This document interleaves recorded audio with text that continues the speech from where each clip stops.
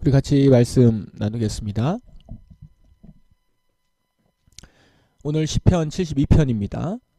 시편 72편은 제2권의 마지막 시편입니다. 그래서 이제 73편부터는 제3권으로 들어가죠. 표제어에는 오늘 우리 가지고 있는 쉬운 성경에는 없는데 개역개정에 보면 표제어가 나옵니다. 맨 앞에 나와 있는 제목과 같은 거죠. 원문에는 들어가 있습니다. 이 표제어에는 솔로몬의 시 이렇게 되어 있습니다. 솔로몬의 시. 보통 표제어에 누구의 시 이렇게 되어 있으면 그건 그 사람이 쓴 시죠. 다윗의 시 하면 다윗이 썼다라고 하는 의미가 있는데, 그러나 이 72편은 솔로몬의 시라고 되어 있지만 여러분이 내용을 쭉 지금 읽어보셨지만 솔로몬이 지은 시라기보다는 솔로몬의 아버지 다윗이 지은 시로 보입니다. 그리고 20절에 보면 그렇게 써 있죠. 이것으로 이새의 아들 다윗의 기도가 끝납니다. 이렇게 마무리되죠. 따라서 오늘 본문은 다윗이 그의 아들 솔로몬을 위해 지은, 솔로몬을 위한 시라고 보는 것이 맞습니다. 72편은 이상적인 왕의 통치와 하나님 나라의 소망을 노래하는 시입니다. 솔로몬이 그런 왕이 되게 하소서, 그리고 솔로몬을 통해서 그 나라가 이루어지게 하소서라고 하는 다윗의 시인 것이죠. 자, 내용을 보면은 1절에 하나님이여 주의 판단력을 왕에게 주시고 주의 공평하심을 왕의 아들에게 주소서, 이렇게 시작을 하죠. 이것을 시작으로 왕이 백성을 의롭게 다스릴 수 있기를 기도합니다. 그것이 이제 4절까지가 쭉 그렇게 내용이 나오죠. 그리고 5절부터는 11절까지 왕의 통치는 영구히 지속되고 바다에서 바다까지 온 땅 끝까지 확장되어 간다라는 것을 이제 노래합니다. 쭉 노래하죠. 그렇게 확장돼서 11절에 보시면 모든 나라 왕들이 왕 앞에 엎드려 절하며 모든 민족들이 왕을 섬기게 하소서, 이렇게 기도합니다. 자, 그렇게 기도하는 것으로 봐서는 왕이 모든 나라를 다스리는 그런 큰 왕이 되는 것이죠. 그런데 그런 큰 왕이지만 그 왕은 모든 것을 압도하고 군림하는 그런 왕이나 그런 폭군이 아니라 자비와 긍휼이 넘치며 억눌린 자들을 돕는 왕입니다. 그게 이제 12절부터 14절에 나타나는 모습입니다. 왕은 도와달라고 부르짖는 불쌍한 사람들을 구출할 것이며 왕은 아무도 도와주지 않는 가난한 사람들을 구원해 줄 것입니다. 그는 힘이 없고 가난한 사람들을 불쌍히 여기시며 죽게 된 사람들의 생명을 구해 주실 것입니다. 왕은 악한 자들로부터 그들을 구원하실 것입니다. 왜냐하면 왕의 눈에는 그들의 목숨이 소중하기 때문입니다. 이런 왕이니까 모든 민족들이 이 왕을 섬기면 섬기는 사람들에게 복이 되겠죠. 이 왕은 백성들을 위한 왕입니다. 15절부터는 이 왕이 다스리는 나라에 대해서 이제 축복과 소망을 기도합니다. 그래서 15절만 보시면 왕이여 오래오래 사십시오. 왕이 스바로부터 금을 넉넉히 받기를 바라고 사람들이 왕을 위해 끊임없이 기도하기를 바라며 종일토록 그를 축복하기를 바랍니다. 이렇게 하나님의 축복이 왕과 나라에게 복이 되고 하나님의 영광과 찬송이 온 세상에 가득할 것을 소망하면서 이제 마무리가 되죠.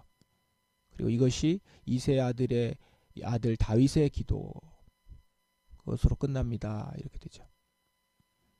오늘 시편에서 우리가 일반적으로 볼 수 있는 의미는 이렇습니다. 이제 왕에 대한 지금 노래잖아요. 왕을 기리고 왕의 통치를 지금 기도하는 것입니다.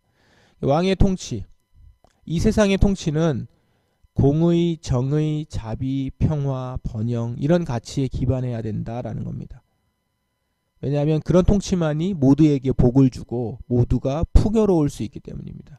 그러니까 왕 하나 잘 되라라고 하는 기도가 아니죠. 내용을 보면 왕이 잘 돼야 된다는 것이 아니라 그렇게 왕이 통치를 해야 하면 모두에게 복이 나가고 복이 되고 모두가 풍요로울 수 있기 때문이다. 그런데 이제 이것이 다윗이 그의 아들, 그의 자손의 자손이 되는 후손이 되는 왕들을 위해서 기도한 것이라고 했을 때 독자인 우리가 이것을 쭉 읽으면서 이러한 이상적인 왕의 통치가 솔로몬에게서도 이루어지지 못했고 그 뒤에 왕에게서도 이루어지지 못했다는 것을 우리는 이제 압니다. 그러다 보니까 이 시편을 읽으면서 다른 사람을 떠올리게 되죠. 누굽니까? 바로 예수 그리스도입니다.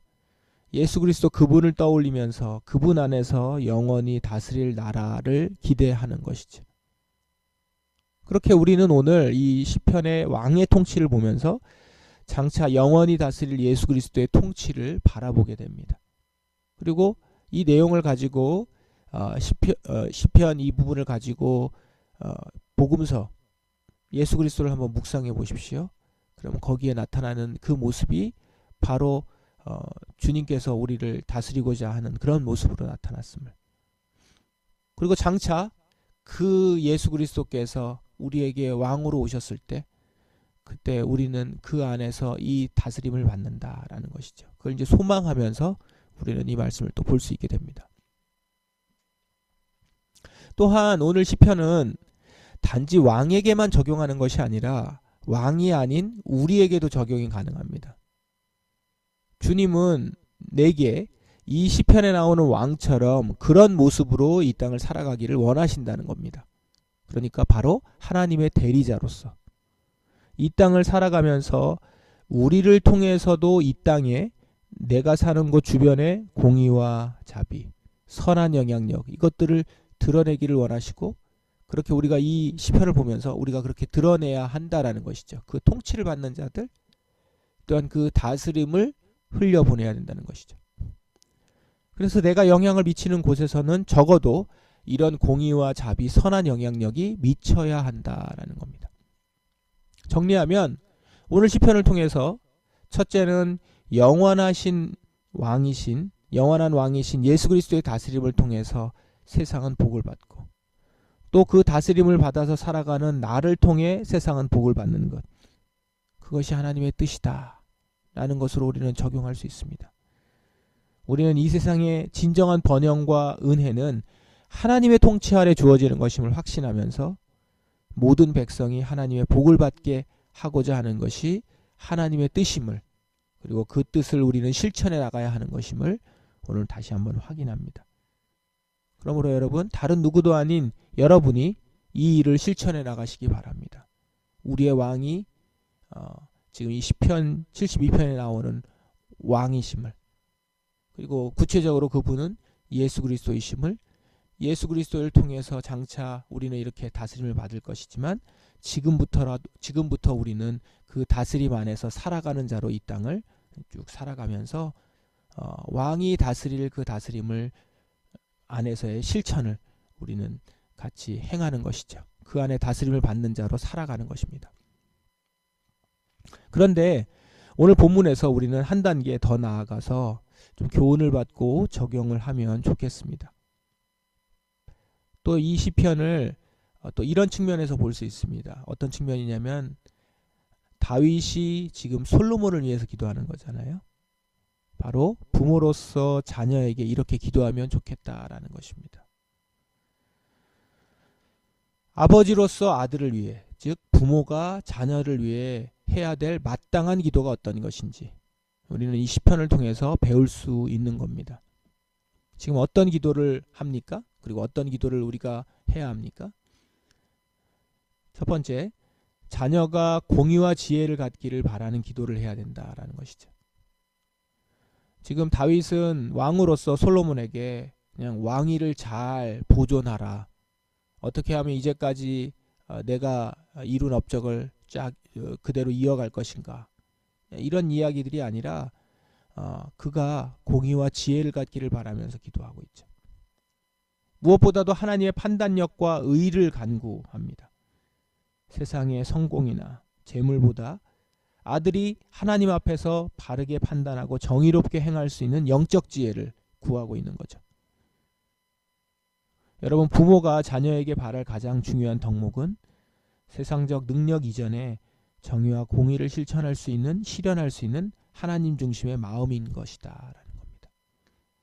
우리는 자녀를 위해서 이렇게 기도해야 합니다. 또 자녀를 위해서 약자를 보호하고 자비를 실천하는 삶을 기도해야 합니다.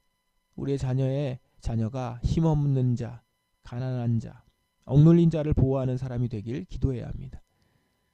부모는 자녀가 진정 남을 밟고 서는 인생이 아니라 약자를 보호하고 긍휼을 베푸는 삶을 살기를 바라야 한다는 것이죠. 결국 이 기도는 어떤 기도입니까? 우리 자녀가 그리스도의 성품을 담도록 기도하는 것이죠. 그리고 그리스도의 다스림을 받는 기도입니다. 그렇게 됐을 때 우리는 자녀가 정의와 공의를 그리고 지혜를 갖기를 바라며 그렇게 가르치고 기도할 것이고, 또 약자를 보호하고 자비를 실천하는 삶을 살도록 권하며 또한 기도할 것입니다. 그러므로 오늘 이 시편을 통해서 우리는 두 가지 방향에서 기도합니다. 먼저는 내가 하나님의 다스림을 받는 자로서, 하나님의 대리자로서 약한 자와 가난한 자와 약자에게 자비와 공의를 베풀어야 하며 세상에서 하나님의 복이 되는 삶을 살 수 있기를 기도해야 합니다.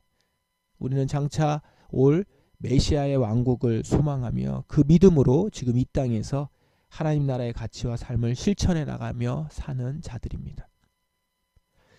또 우리의 자녀를 위해서도 이렇게 동일하게 간구해야 합니다. 우리의 자녀에게 주께서 판단력을 주시고 정의로움과 공의와 자비의 성품을 주시기를. 오늘 우리 가정에서는 나의 자녀가 이 신앙의 유산, 이 공의와 정의와 자비의 삶을 잘 전수받아서 잘할 수 있기를 우리 진심으로 기도하십시다. 여러분, 부모의 소원과 자녀의 소명이 하나님 안에서 하나로 연결될 때 그 삶에 참 평강이 임합니다.